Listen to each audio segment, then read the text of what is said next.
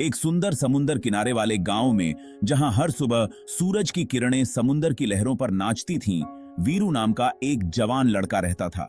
वीरू का जीवन समुंदर के साथ ही शुरू और खत्म होता था। वीरू का दिल समुंदर जैसा बड़ा था। उसकी आंखों में समुंदर की गहराई और मुस्कान में लहरों की चंचलता थी। बचपन से ही समुंदर से उसका गहरा रिश्ता था। समुंदर की लहरें उसके खेल के साथी थे और उसकी कहानियों का हिस्सा। लहरों की आवाज उसकी लोरी थी, जो उसे हर रात सुला देती थी। समुंदर की गूंज उसके सपनों में भी गूंजती थी और समुंदर की ठंडी हवा उसकी सांस। वीरू को लगता था कि समुंदर की हर लहर उसके दिल की धड़कन है।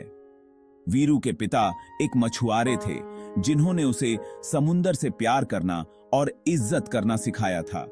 वे कहते थे कि समुंदर हमारा साथी है, दुश्मन नहीं। एक दिन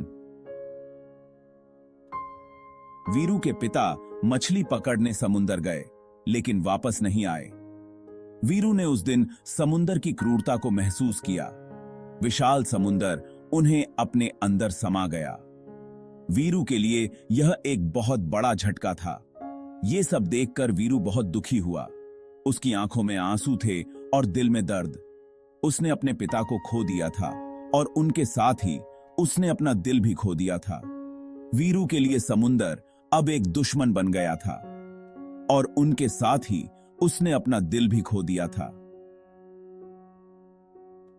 वीरू के लिए यह एक कठिन समय था, लेकिन समय के साथ दुख गुस्से में बदल गया। वीरू ने ठान लिया कि वह अपने पिता की तरह समुंदर का शिकार नहीं बनेगा।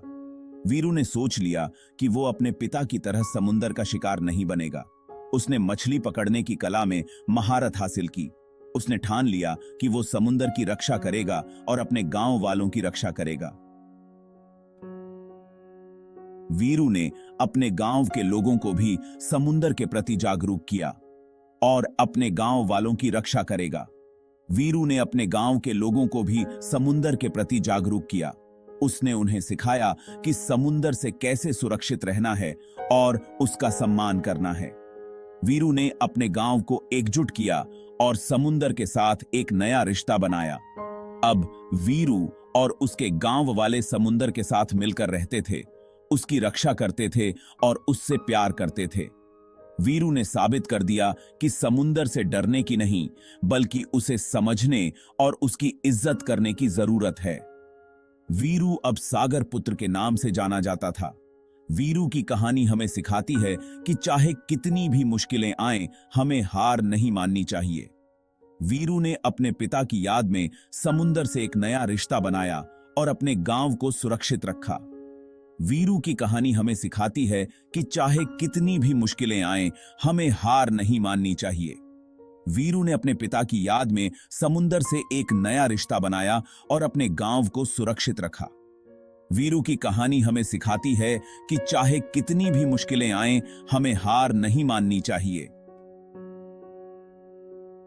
वीरू ने अपने पिता की याद में समुंदर से एक नया रिश्ता बनाया और अपने गांव को सुरक्षित रखा। साल गुजरते गए और वीरू एक ताकतवर और बहादुर नौजवान बन गया। उसने अपने जीवन में कई चुनौतियों का सामना किया और हर बार विजयी होकर उभरा। उसकी आंखों में एक चमक थी जो उसके आत्मविश्वास और साहस को दर्शाती थी। उसने मछली पकड़ना सीख लिया था और अब वह एक कुशल मछुआरा बन चुका था। हर सुबह वह अपने जाल को समुंदर में डालता और शाम को ढेर सारी मछलियां लेकर लौटता, लेकिन उसका असली जुनून समुंदर की रक्षा करना था। वह समुंदर को सिर्फ एक जीविका का साधन नहीं मानता था, बल्कि उसे अपनी मां की तरह प्यार करता था। वह समुंदर की हर लहर, हर गहराई को समझने की कोशिश करता। उसने समुंदर के बारे में सब कुछ जान लिया, उसकी लहरों, उसकी गहराई और उसके गुस्से को समझने की कोशिश की। वह जानता था कि समुंदर का गुस्सा कितना भयानक हो सकता है और कैसे उसकी लहरें विनाशकारी हो सकती हैं। उसने कई बार तूफानों का सामना किया था और हर बार उसने समुंदर के गुस्से को शांत करने की कोशिश की थी। लेकिन इस बार कुछ अलग था। कुछ ज्यादा ही भयानक। एक दिन गांव में हड़कंप मच गया। लोग इधर उधर भागने लगे।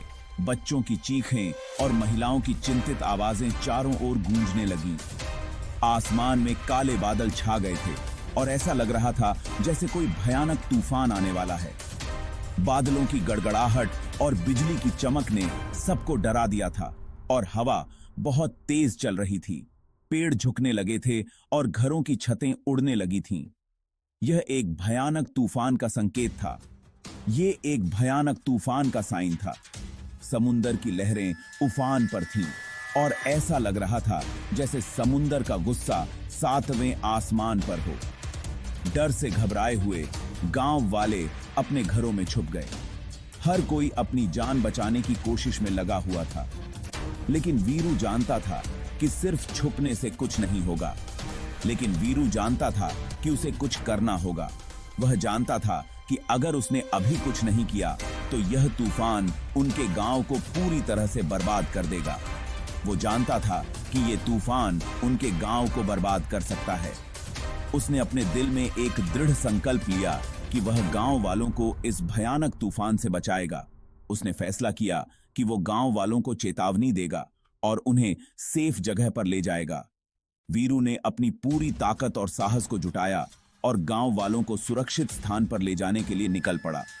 उसकी आवाज में एक दृढ़ता थी जो सबको हिम्मत और साहस दे रही थी।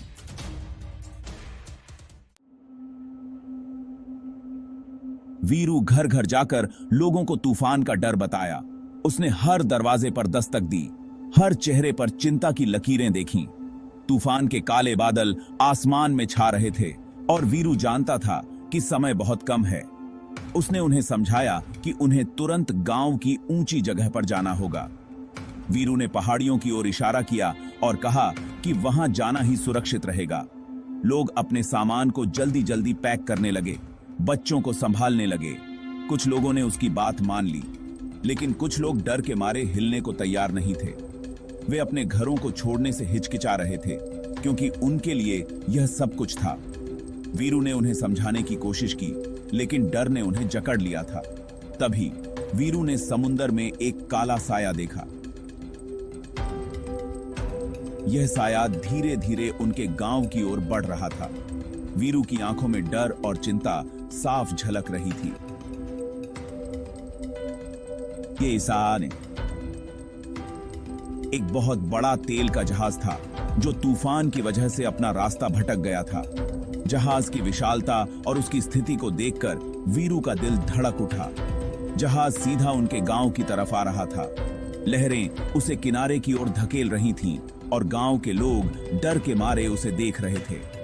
वीरू जानता था कि अगर ये जहाज उनके गांव से टकरा गया तो सब कुछ खत्म हो जाएगा। उसने अपने भीतर की हिम्मत को जुटाया और एक योजना बनाने की कोशिश की। ये एक बहुत बड़ी मुसीबत होगी। गांव के लोग घबराए हुए थे और जहाज अब बहुत करीब आ चुका था। लहरें और भी उग्र हो रही थीं। उसे तुरंत कुछ करना था। वीरू ने तेजी से किनारे की ओर दौड़ लगाई और गांव वालों को भी तैयार रहने के लिए कहा। समय बहुत कम था और वीरू को एक बड़ा कदम उठाना था। तूफान अब और भी भयानक हो गया था। तेज हवाएं चल रही थीं और समुंदर गुस्से में था। ऊंची ऊंची लहरें उठ रही थीं जो सब कुछ अपने अंदर निगल लेना चाहती थीं। वीरू ने अपनी छोटी सी नाव निकाली और उसमें बैठकर तेल के जहाज की तरफ चल दिया। तूफान के बीच उसकी छोटी सी नाव एक पत्ते की तरह हिल रही थी, लेकिन वीरू ने हिम्मत नहीं हारी। वो जानता था कि उसे उस जहाज तक पहुंचना होगा, चाहे कुछ भी हो जाए। वीरू ने अपनी पूरी ताकत लगा दी और नाव को तूफानी लहरों के बीच से आगे बढ़ाता रहा। बारिश की बूंदें उसके चेहरे पर चाबुक की तरह लग रही थीं और हवा उसके कानों में सीटी बजा रही थी। लेकिन वीरू का ध्यान सिर्फ एक ही चीज पर था, उस तेल के जहाज तक पहुंचना। उसे पता था कि अगर वो इसमें कामयाब नहीं हुआ तो उसके गांव का क्या होगा। आखिरकार बहुत मुश्किल से वीरू उस तेल के जहाज तक पहुंचने में कामयाब हो गया। तेल के जहाज पर सभी लोग तूफान में फंस गए थे। वो अपना कंट्रोल खो चुके थे और मौत को सामने देख रहे थे। तभी उन्होंने अपनी तरफ आती हुई एक छोटी सी नाव देखी। उन्हें अपनी आंखों पर यकीन नहीं हुआ।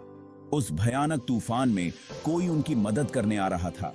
वीरू ने चिल्लाकर उन्हें बताया कि वे उसके पीछे आएं।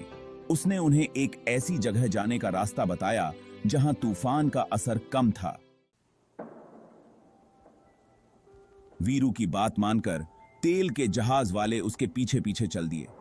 वीरू ने उन्हें सुरक्षित जगह पर पहुंचा दिया जहां तूफान का कहर कम था। धीरे धीरे तूफान शांत होने लगा। काले बादल हटने लगे और सूरज की किरणें फिर से चमकने लगीं। एक नया सवेरा हो गया था।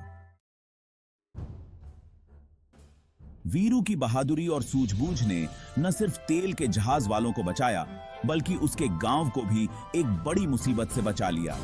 गांव वाले वीरू का साहस देखकर हैरान थे। उन्होंने उसे सागर का रक्षक का खिताब दिया। वीरू का नाम हमेशा के लिए याद रखा जाएगा। वीरू की कहानी हमें सिखाती है कि हिम्मत, हौसला और कुदरत की इज्जत से हम किसी भी मुश्किल का सामना कर सकते हैं। यह कहानी हमें यह भी सिखाती है कि हमें हमेशा दूसरों की मदद के लिए तैयार रहना चाहिए, चाहे कितनी भी बड़ी मुसीबत क्यों न हो। वीरू की कहानी हमेशा लोगों को प्रेरित करती रहेगी।